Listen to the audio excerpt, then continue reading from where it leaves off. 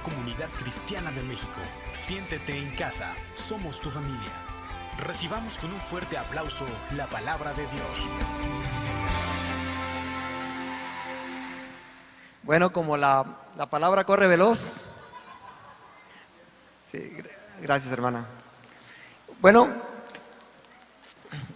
le he dado muchas gracias a Dios este fin de semana de que me permite el Señor estar en casa. Estuve fuera por razones de trabajo, estuve fuera de la ciudad, pero hoy regresamos a casa y con mucho deseo que Dios nos hable, que Dios nos muestre algo nuevo, porque las misericordias de Dios son nuevas cada día. Y lo que yo he entendido en estos tiempos es que cuando los sacerdotes entraban al lugar santo, ellos cambiaban el pan y le echaban aceite a las lámparas todos los días para que no fuera el mismo pan y no fuera el mismo aceite. Y por razones de que Dios ha tratado conmigo en estos días, me ha llevado a una búsqueda. Y quiero compartirles parte de lo que Dios me ha hablado. Les voy a pedir que, no sé si ya está la palabra. Sí, en Apocalipsis, capítulo 1, versículos 5 y 6, si me lo ponen. Ok, les voy a pedir que nos pongamos de pie. Son solamente 2 versículos. Y los vamos a leer y vamos a pedirle a Dios que nos bendiga. Yo sé que hemos orado. Dice la palabra: y de Jesucristo, el testigo fiel, el primogénito de los muertos, el soberano de los reyes de la tierra, al que nos amó y nos lavó de nuestros pecados. ¿Qué más dice? Y nos hizo reyes y sacerdotes para Dios su Padre. A Él sea gloria e imperio por los siglos. Bien, anteriormente en el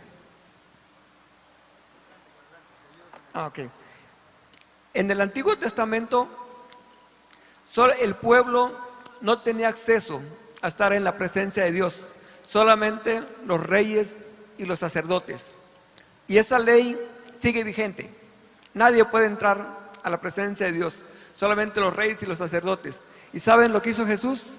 Dice: ok, nadie puede entrar, pero yo como sumo sacerdote los nombro reyes y sacerdotes. Había otra situación: solamente los reyes podían ser ungidos y vaciados con el aceite de la unción para que ellos pudieran entrar al palacio. Y como Jesús es el soberano de los reyes de la tierra, él dice: ok, solamente los reyes pueden entrar, pero yo los voy a hacer reyes para que ustedes puedan entrar libremente hasta el palacio, hasta donde se encuentra el rey soberano de los reyes de la tierra. Y Él está aquí, y en esta tarde vamos a entrar hasta el trono de la gracia, porque el soberano de los reyes de la tierra y el sumo sacerdote está ahí y nos está esperando. Señor, venimos delante de ti, no como plebeyos, Señor, somos reyes y sacerdotes, porque tú nos has dado la libertad y tú nos has dado una vestidura, has quitado nuestras vestiduras sucias y nos has vestido, y hoy entramos hasta el trono de tu gracia, Señor, para escuchar tu palabra en el nombre de Cristo Jesús. Amén. Se pueden sentar. Bien, lo que estamos hablando es que esto es importante porque vamos a hablar de 2 reyes, los primeros 2 reyes que fueron ungidos con el aceite de la unción de la presencia de Dios. Y quiero decirte que con este mismo aceite, cada uno de nosotros fuimos ungidos.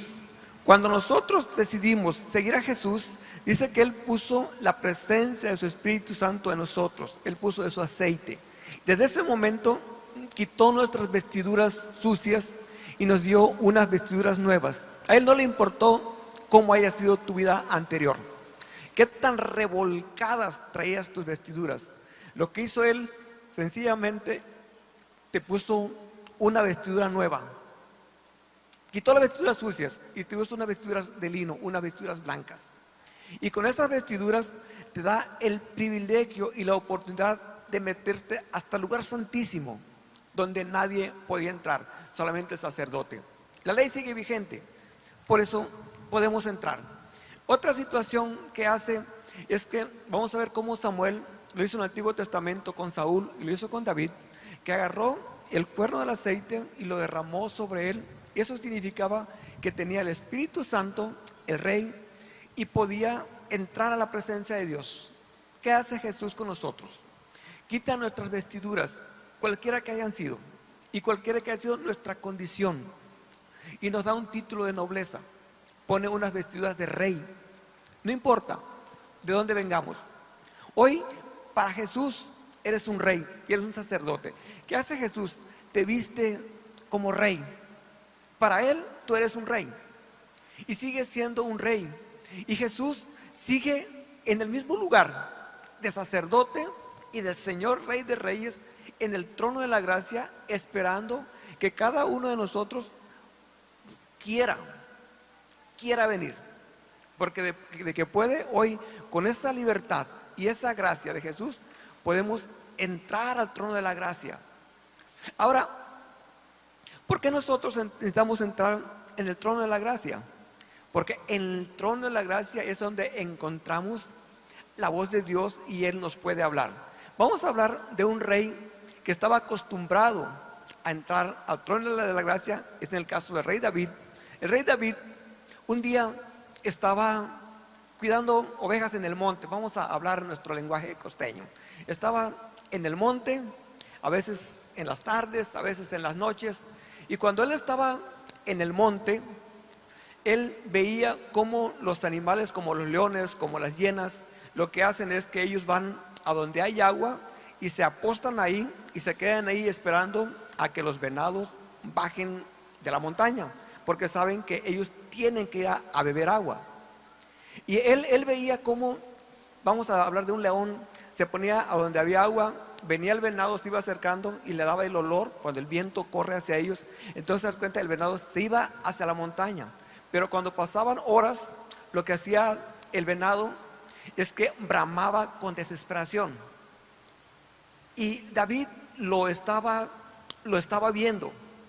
Y yo creo que él sentía lástima y misericordia del pobre venado, cómo estaba clamando. Pero un día el aceite fue derramado sobre él. Y cuando el aceite viene sobre tu vida y tú empiezas a pasar tiempos en la presencia de Dios, la sed no se te quita. Lo que pasa en tu vida es que sientes más sed. Y él comparaba ese momento. Veía cómo ese venado estaba con desesperación bramando, y él decía lo mismo. En el Salmo 42 él decía: así como el ciervo brama por las corrientes de las aguas, así clama por ti, oh Dios, el alma mía. Él quizá no tenía un vocabulario excelso, él hablaba en un vocabulario que él veía, experimentaba, pero él tenía esa hambre de Dios. Y en esos tiempos él aprendió a estar en la presencia de Dios. Y cuando él clamaba de esa manera, aprendió a escuchar la voz de Dios. Y quiero decirles, hermanos, que Dios ha tratado conmigo en estos días. Estuve operado, estuve en cama. De hecho es la primera vez que vengo al servicio. Y eso me llevó a una búsqueda, a pasar, levantarme de madrugada, a pasar tiempos. La verdad no quiero que sea presuncioso, pero hermanos, es tiempo de rodillas, en que el hambre de Dios empieza a crecer en tu vida y empiezas a entender a David por qué decía eso. Porque pasan momentos en los que pasan horas y no sientes la presencia de Dios, sencillamente no sientes nada, pero es quizá en tu mente, pero hay algo en tu interior que sientes más hambre por Dios. Sientes más hambre por Dios y realmente lo dices así. Le comentaba al pastor que llega y estamos levantándonos con unos hermanos y los voy a invitarle que quieran. Nos levantamos a las 5 de la mañana y hasta que amanece. Y hay momentos, y platicamos de eso, que hay momentos que no sentimos nada. Amaneces, hemos ayunado y no sientes nada. Y en unos momentos de esos, me acuerdo que estábamos ayunando y yo le dije: Dios, ¿qué pasa? Y me acuerdo que estaba de rodillas y dije: Jesús, No importa que vengamos como la mujer sirofenicia y que Jesús le dijo, no es justo darle el pan de los hijos y darle a los perrillos. Y cuando esta mujer le dice, Señor, para unos perrillos recogen de las migajas. Y lo que hice en ese momento es que me tiré al piso a llorar.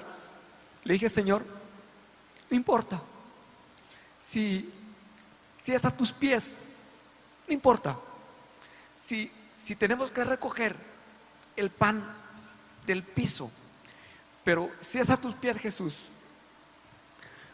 con gusto. Y el Espíritu Santo empieza a hablar a tu vida y te dice, sí, efectivamente,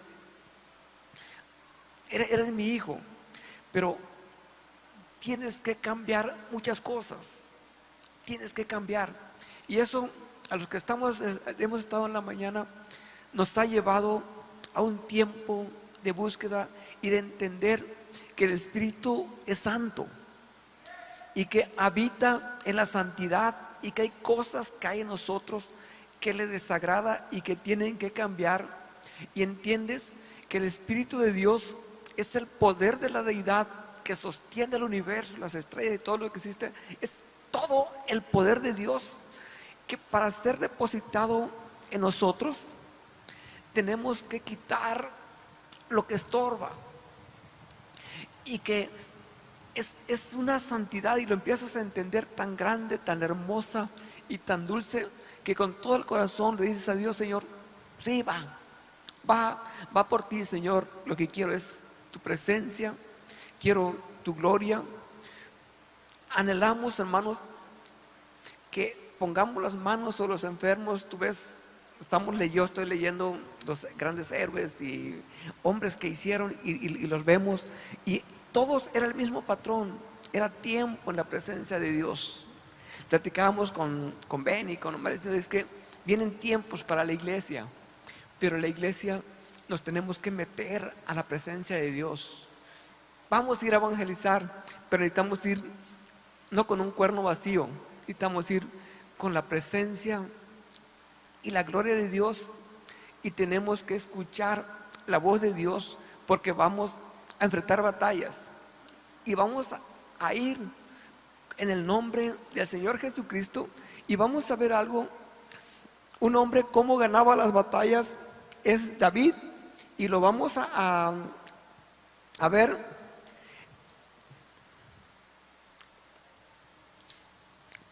en 2 de Samuel capítulo 5 versículo 17 al 25. Dice, oyendo los filisteos que David había sido ungido por rey sobre Israel, subieron todos los filisteos para buscar a David, y cuando David lo oyó, descendió a la fortaleza. Y vinieron los filisteos y se extendieron por el valle de Refaín. Entonces consultó David a Jehová diciendo, iré contra los filisteos, los entregarás en mi mano. Jehová respondió a David, ve, porque ciertamente entregaré los filisteos en tu mano. Y vino David a Baal Parasim, y allí los venció David, y dijo, quebrantó Jehová a mis enemigos delante de mí como corriente impetuosa. Por esto llamó el nombre de aquel lugar Baal Parasim. Y dejaron ahí sus ídolos, y David y sus hombres los quemaron. Y los filisteos volvieron y se extendieron en el valle de Refaín. Y consultaron David a Jehová, le respondió, no subas, sino rodéalos, y vendrás a ellos enfrente de las balsameras. Y cuando oigas el ruido como de marcha por las copas de las balsameras, entonces te moverás, porque Jehová saldrá delante de ti a herir al campamento de los filisteos.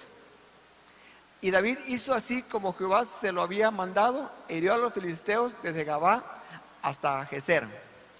Bien, dice la palabra, y vamos a ver que David acababa de ser ungido rey. Ya se había juntado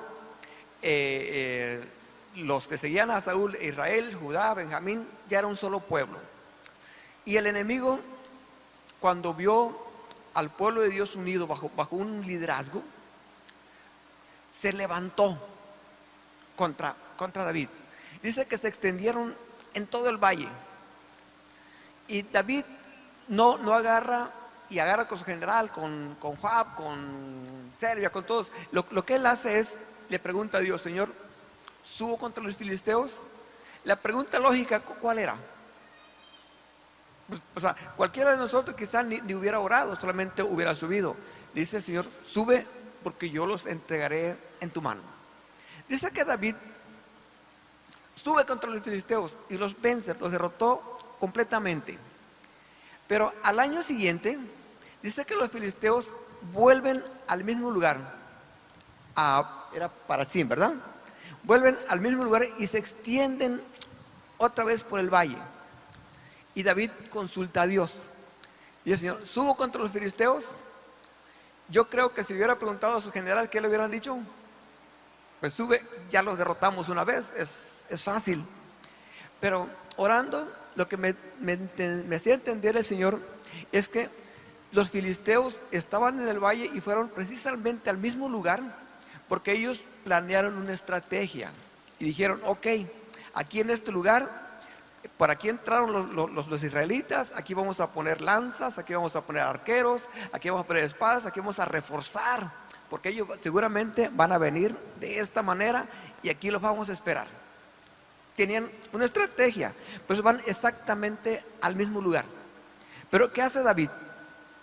David no sencillamente va y los ataca en sus fuerzas. Sabía que era un guerrero, sabía que no había perdido batallas, tenía 33 valientes, hombres que peleaban contra 30, contra 40 y habían vencido. Pero no es así en las batallas cuando buscamos a Dios. ¿Qué le dice Dios? Le dice: no subas, sino rodéalos y espera. Cuando oigas el ruido de las balsameras, o sea, sobre las palmas de bálsamo, entonces, cuando escuches el ruido, entonces yo lo voy a entregar. ¿Qué quiero decirte con esto, hermano? Es que nosotros perdemos muchas batallas que no deberíamos, aunque somos más que vencedores en Cristo Jesús. Perdemos batallas porque actuamos siempre de la misma manera y por impulso, y lo vamos a ver ahorita. Un ejemplo que hizo Jonatán y que hizo Saúl. David no. David primero consultó a Dios. Ahora, ¿por qué les comenté que somos reyes y sacerdotes nosotros? Porque tenemos la misma libertad para entrar a la presencia de Dios. Y muchas veces actuamos sin consultar a Dios, o volvemos a hacer lo que una vez hicimos y que eso nos dio la victoria, pero el enemigo ya reforzó su estrategia. Ahora, ¿cómo es que David escuchaba la voz de Dios? Tú te preguntas: bueno, es que yo sí oré, pero no escuché la voz de Dios. ¿Y si nos pasa? ¿Por qué pasa eso? Yo te decía, porque David desde mucho tiempo atrás, él aprendió a estar en la presencia de Dios. Y lo más importante, aprendió a escuchar su voz, a discernir. Muchas veces nos equivocamos. ¿Cuántas veces nos hemos equivocado? Es que yo pensé que Dios me había hablado y hay divorcios y hay tantas cosas, porque nos vamos por la emoción y pensamos que Dios nos habló lo que nosotros queremos que nos hable. Pero Dios no siempre nos va a hablar lo que queremos que nos hable. Dios nos va a hablar lo que Él sabe que es sabio, que es prudente y que es bueno. Para David, lo más práctico era que pues subo y ataco. Quizá David nunca hubiera esperado que le dijera: no subas, rodéalos. Y vean que no es una palabra tan sencilla, una palabra extensa, que David tenía que conocer la voz de Dios. Y yo entiendo que David no fue una vez. Quizá David, como les decía, cuando él decía como el ciervo brama como por las corrientes de las aguas, como clama por ti, oh Dios, el alma mía. Y lo entendemos ahora que estamos en esa búsqueda, que Dios no te habla en el momento. Hay veces que estás ahí, hermano, te amanece y ves cómo amanece, ves cómo las aves, y platicamos con unos hermanos y decía: fíjate que envidio a los pájaros porque ellos sencillamente se levantan y empiezan a cantar con una confianza y una seguridad de que Dios los va a sustentar y que Dios los va a proveer, y rápido entran a la presencia de Dios y ya escucharon lo que querían que Dios les dijera. Y no pasa así con nosotros, hermano. Te pido en nombre de Jesús, inténtalo y te vas a dar cuenta de que sencillamente no escuchas muchas veces su voz. Hasta que permaneces y estás ahí y escuchas su voz, hasta entonces puedes actuar. El mensaje es que permanezcas ahí y que no actúes hasta que Dios te hable y te diga cómo Él quiere hacer las cosas, porque entonces vamos a ser victoriosos. Somos llamados a ser más que vencedores en el nombre de Cristo Jesús. Tenemos un llamado, pero ese llamado no lo estamos experimentando. Vamos a ver un ejemplo de alguien que no lo hizo, y es en 1 Samuel capítulo 13, versículo 11 al 12.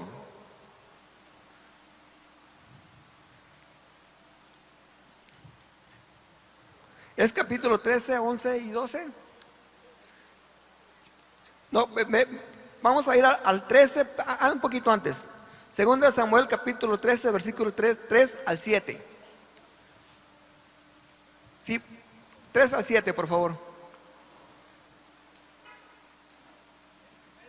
Es 1 Samuel, por favor.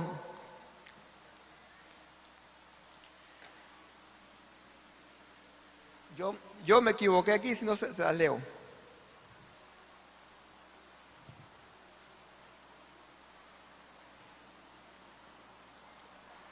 ¿Está? Ok. Dice: y Jonatán atacó la guarnición de los filisteos que había en el collado, y lo oyeron los filisteos, e hizo Saúl tocar trompeta por todo el país, diciendo: oigan los hebreos.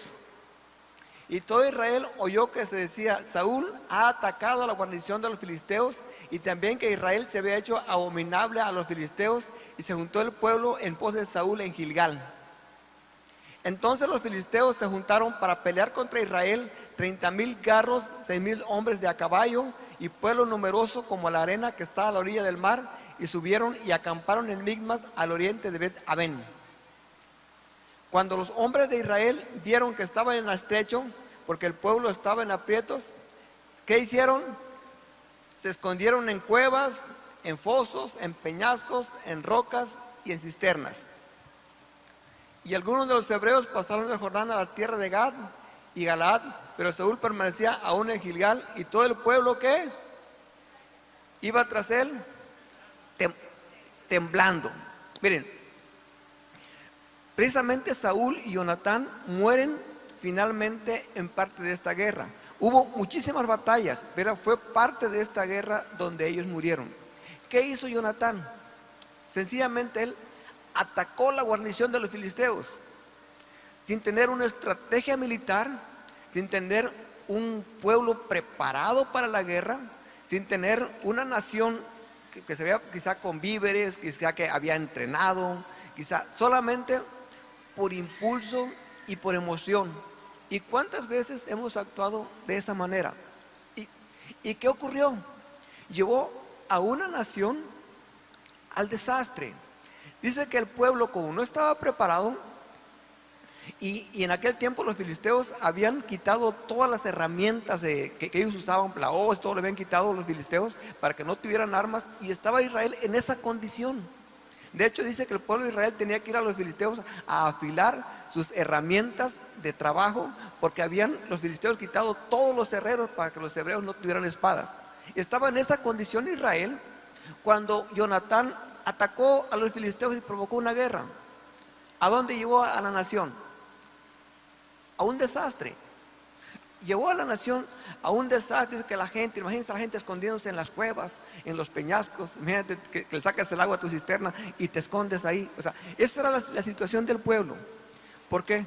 Porque un hombre insensato no buscó a Dios, actuó por impulso. Y Saúl, quiero decirles que Saúl había recibido la misma unción que David. De hecho había sido ungido primero.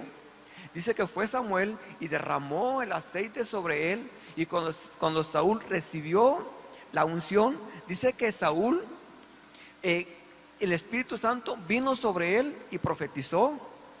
Él experimentó la presencia de Dios solo una vez. Nunca más habla que Saúl haya vuelto a buscar la presencia de Dios. ¿Tenía acceso? Sí, tenía acceso. Pero ¿saben qué? No quiso pagar el precio. Y nos pasa, no queremos pagar un precio. Tenemos el acceso, sí. Tenemos unas vestiduras blancas inmerecidas. Tenemos unas vestiduras de reyes. Tenemos una corona inmerecidas que nos fue dado por gracia. Y saben qué hacemos muchas veces. Y eso me hacía sentir el Señor la vez pasada. Y la verdad es que es triste. Decía, Señor, ahora entiendo por qué le dijiste tú a la mujer sirofenicia a los perrillos. O por qué dijiste, no des lo santo a los perros ni las perlas delante de los cerdos. Porque ¿saben qué hacemos con las vestiduras? Lo que hace el perro, dice que el perro vuelve al vómito. ¿Y saben lo que hace la puerca lavada? También dice la palabra, vuelve a revolcarse. Pero si nos limpiamos y hemos cometido errores, pero ¿sabes qué?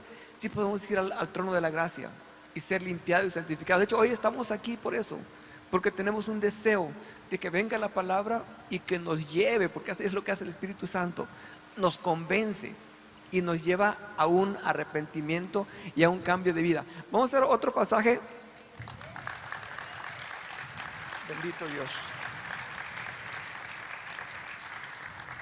Vamos a ver otro pasaje, por favor, en 1 Samuel, ahora sí, capítulo 13, versículo 11 y 12. Ya está, ¿verdad? Entonces Samuel dijo, ¿qué has hecho? Y Saúl respondió, porque vi que el pueblo se me desertaba y que tú no venías dentro del plazo señalado y que los filisteos estaban reunidos en Micmas. Y me dije, ahora descenderán los filisteos contra mí a Gilgal, y yo no he implorado el favor de Jehová. Me esforcé pues y ofrecí holocaustos. ¿Cuándo estaba ofreciendo holocaustos a Saúl? Ya en medio del problema, dice, vienen los filisteos y no he implorado el favor de Jehová. ¿Cuándo debió haberlo hecho? Antes de la guerra, antes de meterse a la guerra, al problema, él debió haber implorado. Ahora, aquí había algo bien importante. Dice, le dijo Saúl, me esforcé pues y ofrecí holocaustos. ¿Por qué? Porque le era más fácil agarrar un toro, un becerro y sacrificarlo. Pero no quería pasar tiempo delante de la presencia de Dios. Es lo que nos pasa, hermanos. Queremos las cosas fáciles y queremos que Dios haga y que Dios bendiga y que Dios nos respalde, pero no queremos pagar un precio. Y lo que Dios nos ha llevado a entender en este tiempo de búsqueda es que Dios no es nuestro mesero. Lo que nos lleva a Dios a entender es, tú eres el Señor, es tu reino, tú mandas a tu manera, Señor. Yo quiero hacer tu voluntad, Señor. Gracias, yo le he dicho, Señor, gracias por quebrantarme, gracias por este tiempo en lo que nos llevaste, pero hoy quiero hacer tu voluntad. Quiero que cambies en mi vida lo que tú tengas que cambiar, Señor. Lo que yo anhelo es tu presencia a cualquier cosa, Señor. Y ahora sí que yo platiquen con mi esposa, ella les da razón, dice, es que, bueno, ella se lo va a decir un día, porque hay tantas cosas que yo entendí en estos tiempos que necesita ser cambiada, mi carácter, mis ojos, mi lengua. Y les decía a mis amigos, como estaba platicando, ahorita empiezo apenas a caminar porque estuve operado, y les decía a veces cuando vas en la banqueta y mejor miras el piso y termina llorando y dice, Señor, guarda mis ojos, quiero tu presencia a cualquier costo, Señor, anhelo, quiero tu presencia, y si tengo que cambiar, por favor, ayúdame en mi carácter, en tantas cosas. Pero es cuando el Espíritu Santo te va llevando, y yo sé que solo entonces vamos a escuchar la voz de Dios. Benny predicaba el domingo pasado y él hablaba de meterse y nadar. Y yo, después de ver esta palabra el domingo que fui a caminar, iba en el mar y me paré un ratito cerca y veía el mar y veía las olas cómo llegaban. Decía, Señor, ¿dónde estoy parado? Y yo decía, Señor, ni siquiera estoy parado donde llegan las olas, pero un día en el nombre de Jesús voy a nadar. Y les decía a Dios, no solamente quiero nadar yo, quiero que toda la iglesia nade en tu presencia, que tú nos lleves a ese lugar, porque solamente tu presencia y tu gloria nos puede llevar. En estos tiempos hemos entendido, hermanos, que el coronavirus va a terminar, y cuando el coronavirus termine, viene un derramamiento del Espíritu Santo, pero va a ser con aquellos odres que estén limpios y preparados. El tiempo viene, a lo mejor no sabemos, pero cuando el tiempo llegue, que en ese momento estamos listos para que Dios derrame su gloria sobre nosotros.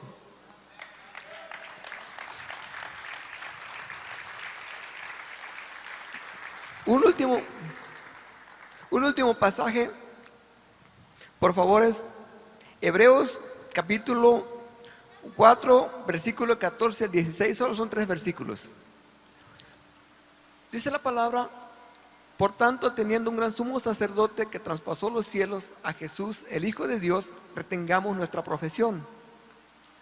Porque no tenemos un sumo sacerdote que no pueda compadecerse de nuestras debilidades, sino uno que fue tentado en todo, según nuestra semejanza, pero sin pecado. Acerquémonos pues confiadamente al trono de la gracia, para alcanzar misericordia y hallar gracia para el oportuno socorro. Que me lo dejen ahí. Aquí la enseñanza es que si por alguna razón nos hemos equivocado, no nos quedemos ahí. Hay gracia. Tenemos un sumo sacerdote que traspasó los cielos y que está ahí. ¿Y saben qué sumo sacerdote es? El mismo que leímos en Apocalipsis, el mismo que nos hizo reyes y sacerdotes. Primero nos pone rey y sacerdotes, y luego se pone como sacerdote en el trono de la gracia. ¿Qué hace Jesús en el trono de la gracia? Esperarnos. Si por alguna razón nos equivocamos y la regamos, Él dice: ok, yo también fui tentado, yo sé lo que es la tentación. Yo sé, estuve en la tierra y vi al hombre, por eso me hice hombre, y caminé y conviví y sé lo que es. Pero ven, acércate al trono de la gracia, no te preocupes, puedes entrar. ¿Y qué encontramos en el trono de la gracia? Encontramos gracia. Encontramos gracia, y la gracia, que es un regalo inmerecido. Ok, no te preocupes, tus vestiduras van limpias de nuevo. Te revolcaste, ok, te entiendo, ya pasó. Decía el apóstol Pablo, olvidando ciertamente lo que quedó atrás. Vamos a extendernos a lo que está delante, al llamamiento que tenemos en Cristo Jesús. Tenemos un llamado. Nos hizo reyes, nos hizo sacerdotes. Jesús mismo pagó un precio. ¿Cuál fue el precio que pagó Jesús? Lo pagó por cada uno de nosotros. Y quiero decirles que a Él no le importó el precio. Y Él sí se levantaba de mañana a orar. Él se fue al monte Getsemaní y estuvo orando. Yo entiendo que Jesús en el monte Getsemaní oraba por Él, pero ¿sabe también por quién oraba? Oraba por cada uno de nosotros. Yo creo que Jesús decía: Padre, que valga la pena el sacrificio, que este sacrificio que voy a hacer valga la pena, y ponte el nombre. Yo me pregunto, Jesús, por Leonardo Güences, va por él, Señor, que valga la pena. Y estamos aquí porque valió la pena. Lo hizo una vez y para siempre. Y si caíste, levántate en el nombre de Jesús. Ahí está nuestro sumo sacerdote, nos está esperando con los brazos abiertos. Él espera por nosotros, solo quiere que vayamos al trono de la gracia. Pues es lo que Dios me dio. Dios les bendiga. Solamente es regresa al trono de la gracia en el nombre de Jesús. Amén, amén, amén, amén.